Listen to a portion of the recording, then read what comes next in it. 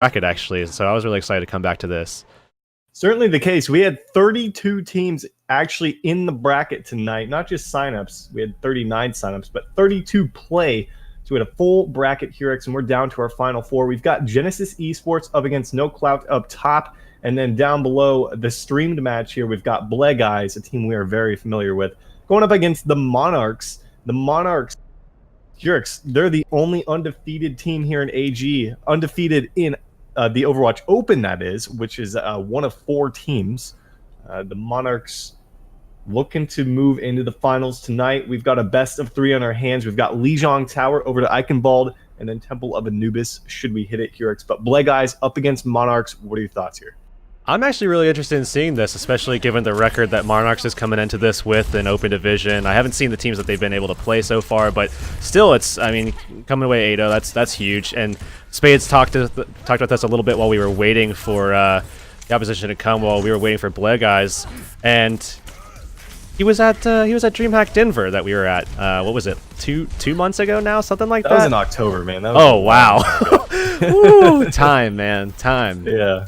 That was a long 8-hour day, but we're ready to go. Bleh Guys, like we've been talking about here, their roster, I mean, a lot of these guys, Hazy, Icy, Calvin, we've seen them, Slayer Grams as well, play in AGs for a long time now. And Monarchs, you know, I think they played in a few, but they haven't made it to a streamed matchup. So I'm looking forward to seeing what they have. They are 8-0 in the Overwatch Open. We'll see what they can actually do here. It's Felt on the Tracer, trying to be a nuisance in the back.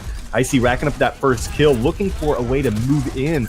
As the Reinhardt shield's getting low, we'll see if we're going to have a charge here. JD the first to drop, and that's going to be the signal to move on forward here. Bleh Guys composed quite well there as well, and we will see the Riptire charged up for Icy. He was getting off a lot of damage on that Junkrat. You look over at the other side, and Nick Steve, of course, very far behind, and considering that he does pull away with the Riptire, that's going to be a big opportunity here for them to pull this one out, slow down this next fight, and maybe find a pick for themselves to start things off. We come out here with Coalescence from Calvin, try to keep him nice and healthy, maybe an opportunity to move in as Icy brings out the Riptire, finds JD. Good awareness from Calvin, keeping the Junkrat alive as it was Felt trying to come around and pick up that kill. Graviton Surge is out. Is the follow-up damage there? It looks like they're just going to charge on forward here. Continue with this onslaught of pressure, and this is all of Bleh Guys across the board. Slayer Grams did lose his mech. That could create an opportunity for JD and the rest of the squad to move in.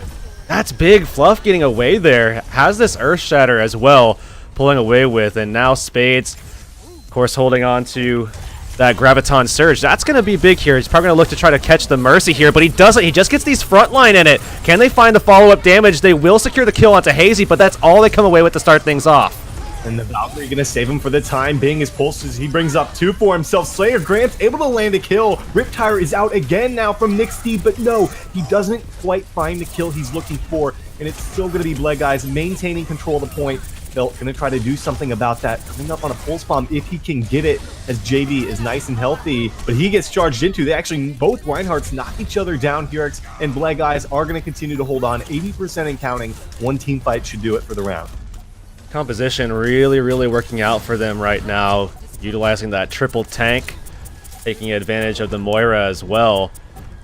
Able to get off a lot of healing. Calvin's been generating a lot of these coalescences, been able to kind of keep this fight rolling their way. Bleh Guys now again with a Riptire pretty soon here, getting off a lot of damage with that Junkrat. Really Icy getting off a lot of damage so far, but wow, what a triple kill! Oh man, he doesn't get the Mercy though in the mix, who popped the Valkyrie, but you can't rest me. The Earth Shatter lays him flat though. JD trying to pull this one back for the squad here. There's an Earth Shatter from Fluff, but it's Coalescence, it's Pulses with the Valkyrie, gonna keep them nice and healthy in this fight. They need to get that Mercy though. He's gonna go down, and round number 1 ultimately going to go over to Bleh Guys. They just need to take care of this Diva, as Spades gonna drop rather quickly here. What a turnaround in that fight. Fantastic display there that we saw, and now we're going to be seeing them go over to a map 2, but 100-0 from Bleh Guys. That is outstanding, and you have to remember that this isn't just any old team. This is a team that in the open division has been dominating their matches so far. Monarchs looking incredibly good, but now we'll have to see if they can stand up to the likes of a roster that we've seen a lot in AG, already down 1-0 and really got decimated in that last map. That was, I mean, you also have to take into account that Bleh guys are, I believe, 6-2 in the Open, but you know, I assume some of the teams that they lost to were, I didn't actually look specifically at who they lost to, but you got to imagine there's some of the other teams like Toronto Esports that are also at 8-0. But Bleh guys trying to take map number 1 here. We'll see if they can do it. 100-0 in the first round is quite the display. And Icy over to the Genji. Slayer Gramps on the Tracer. This is a deadly duo. We'll see if Nick Steve can keep up with him. Fluff the first to drop. We'll see if the Mercy can get in for the res. It's going to happen, but look at the aggressive play coming out here from Monarchs. And Slayer Gramps on the Tracer, so a big change up here from Bleh guys. A little bit of a gear shift as they go over to this dive comp, and the Tracer been unleashed from Slayer Gramps. We've seen him before on this, has looked very proficient with this, or rather in this role. Getting close to that pulse bomb, but Felt with one of his own throws the stick out. It's going to hit the wall and find no kills to begin this fight, but they are already looking good here. They will clean up, and Felt right now looking to try to get a late kill, staggered one onto Pulsis, and they will find that as well. Wasn't the biggest fan of Fluff actually moving into that fight so early. Hazy was just a couple of seconds away from remeching, so the Winston kind of was alone in taking all of that damage. Didn't quite have to follow up from the Mercy and the rest of the crew as well. But Slayer Gramps ready to go with a pulse bomb. We'll see if he can stick it to him. Rio in particular could be his target, Hurix, but not a bad start at all here from Monarchs. Already about 35% from one team fight. Let's see what kind of approach we're going to have here from Bleh guys as they look to move in. I'm looking at Nick Steve a little bit as well. If they want to be able to find some kills, show some lethality in this next fight, I'm looking at this Genji, but it doesn't look like they even need this. Icy pulls a blade of his own, and they're looking to try to turn this fight around already. Oh man, he picks up 2 before dropping himself. Regardless, it is going to be Monarchs putting everything they have onto this point. Self-destruct, excuse me, going to bring him off for a second here. They also use the Lucio sound barrier, Hurix. Is that enough to keep him alive? It looks like they're going to hold on here. And the rest of Bleh guys forced to retreat. They're going to make this a map. We'll have to see if they can re-engage quickly here, because that's what they want to do. The res going to come out from Rio. He picks Mango back up. That's big, because now if they do re-engage, they're still not having that advantage. Going into this next fight, though, Transcendence has been held by Kelvin as a cat. Nick Steve holding onto that blade, but they will be able to deny that if it does come out. We'll see what they're able to get with this one, as it's going to be Fluff trying to knock him off the map here. Hurix, it looks like the Transcendence gets popped as well. Nick Steve still holding onto that Dragon Blade, but probably ill-advised time to actually use it, so they're just going to try to pile onto this point, get to 99% if they can. Not a bad start at all, Hurix. Definitely a heck of a lot better than the last round where they lost 0 to 100. We'll see what they can make of it, though. One team fight could do it. Well, the thing is here with Nick Steve, being that he held onto that Dragon Blade for so long, he was able to wait out that Transcendence. So now, yes, he will have it, but he will also be combating Icy, who has one of his. They don't have a Transcendence. They might have a sound barrier super late into this fight, but I can't imagine Icy's going to hold on to it for that long. Wow, they actually get both Mercies off the board here. It's a 5-on-4 in favor of Bleh guys. And Nick Steve, again, no opportunity to drop that Dragon Blade. He was the first to fall. However, D.Va, Hazy under a little bit of pressure here on the point, needs a little bit of support from the rest of his squad, as Monarchs haven't quite given up on this fight just yet. But with self-destructs going out, that's certainly going to seal this one. But Nick Steve back on the point here, because he needs to get out of this one. Doesn't want to drop too late in this fight. So both Genjis, very patient with the blade. Nick Steve is the Zen Master. Might want to make a change to support or something, because he's been holding on to this one for a long time. And if he holds on it for any longer, he's going to have to worry about a Transcendence again. And that is going to be the case. We see Calvin as a cat easily denying that one. Great counter as they use a sound barrier from Mango as well, but it's not enough to save either Rio or Spades in that fight. A collective unit is what we see here from the side of Bleh guys. The Dragon Blade from Icy, enough to carve them up. And they are at 75% now, Hurix, and they're one team fight away from making this a 2-0 on Lijiang Tower after a poor start here in the second round.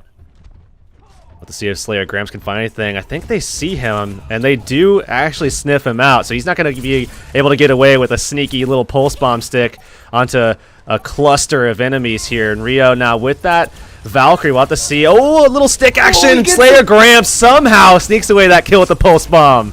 Didn't stick it either. He just lobbed that one. There was no way for him to escape out of the corner here. Fluff as well is on a rampage with the Primal Rage itself. Pulse Bomb from the other end, though, Able to get Hazy, but he is A-okay. Doesn't even need to use that self-destruct here, as they are going to try to pile on this point, see if they can find any additional kills. Rio pops the Valkyrie, brings 2 back into the fight, trying to make things even. No ultimates really from either side, but Slayer Gramps, another pulse bomb. Can he find who he's looking for in this fight? Here's a Dragon Blade from Icy, though. That seems to be all they need. He finds 2 kills for himself, looking for a third, as Nick Steve narrowly escapes with his life. As I say, he's going to drop Hurix, and it's going to be Bleh guys taking the map 2-0.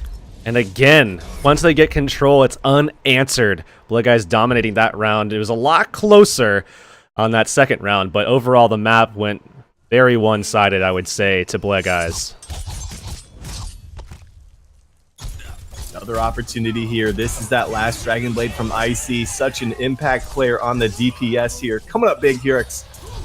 And looking forward to seeing what he can do as we move to map number 2. It's going to be Eichenwald. A little bit of a change of pace here, but ultimately, Bleh guys, you know, off to a strong start, a little bit of a bump midway through. What do you think that means for Monarchs trying to take a map number 2 here? That's tough. I mean, if I'm gonna be Monarchs in this situation, I'm gonna play the part. If I'm looking at Eichenwald, I'm looking at the fact that when I play the dive, it gets a little messy. I mean, yes, they started off really strong. We saw them performing quite well when there are obviously no ults on the table. With that first fight, we're going very much in their favor. But once things get set up, it's very difficult for Monarchs to actually aggress onto a point where Bleh guys have control. So if I'm going into this next stage, I'm starting to think about little different kind of minute changes, little adaptations I can make to try to get the upper hand on what is a very nested team, a very insulated team with their backline. Calvin as a cat was taking very little pressure once they did have control. So it did look pretty good for Bleh guys there, and I would be a little afraid for Monarchs because as it goes into set plays, I don't know if that actually benefits them at all. We are heading to Eichenwald for the map number 2. For those of you just joining us, we are in the semifinals of the AG Weekly number 88, as these two teams looking to advance into the finals tonight. Monarchs, the only undefeated team in AG here tonight that is undefeated in the Overwatch Open. They're at 8-0, and I was actually corrected that Bleh guys are 7-1 here, and their one loss was due to a forfeit.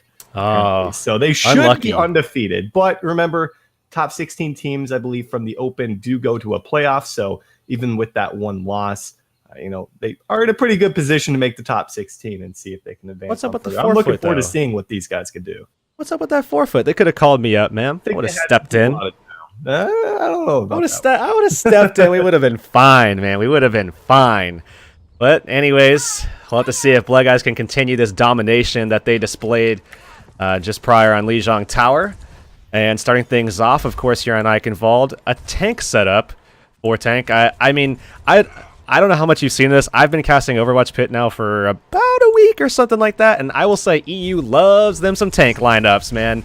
They love them.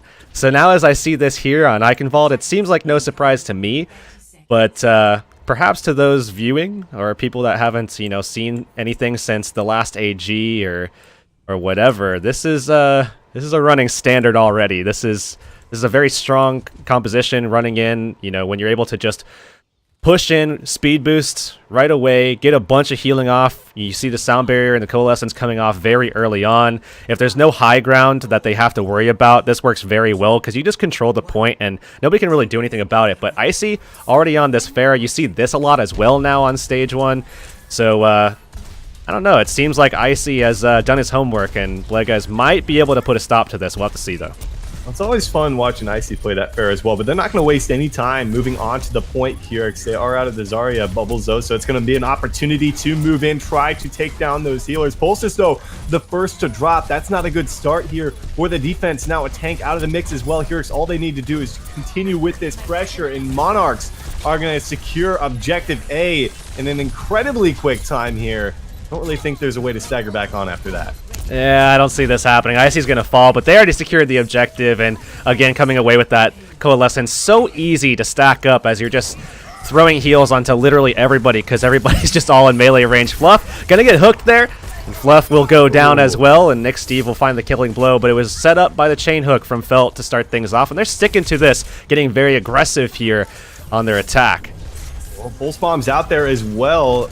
Not quite able to find the kill, though, on the JD. A little bit of damage came through, but looks like Slayer going to escape the safeties there, going to continue to push them back in, waiting for that Winston on the defensive side to make a move and maybe pick up a kill if possible here. As Payload slowly but surely moving forward as they start to move off. Felt kind of caught around the end here. It's not with the rest of the squad. They're going to have the advantage numbers-wise to move in with their own pressure and see if they can stop the Payload.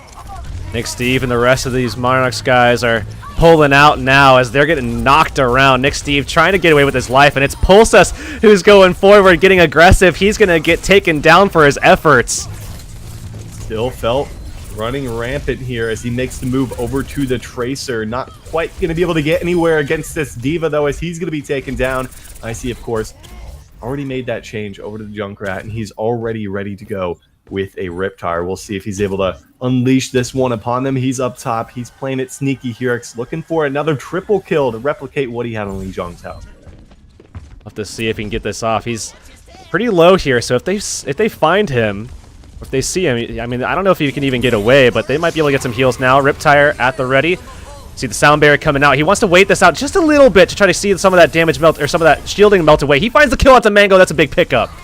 Also dropped the Valkyrie in that fight here. It's not really sure if that was entirely necessary as they just cleaned him up, but a Graviton Surge came through as well from Nick Steve. I think that was a little too late to the party. Maybe he was hoping for Felt's Pulse Bomb follow-up to be able to just annihilate them, but it was pretty much 2 against 6 at that time. Still 340 to work with. A lot of time here to try to get that second objective. Yeah, that was clearly the setup that they wanted, but it was really just, can we find some kills so that when we get back into this fight, because we want to make those swaps anyways to go over to a dive, can we get a couple of kills so that we have an advantage when we dive in? Maybe we go in, have that 6v5 advantage. Anything is better than nothing. So come away from it. Nick Steve already making the swap to Genji. They're going to go ahead, jump right onto the Junkrat. They're going to find that kill, but firing right back, man. Fluff has been unstoppable.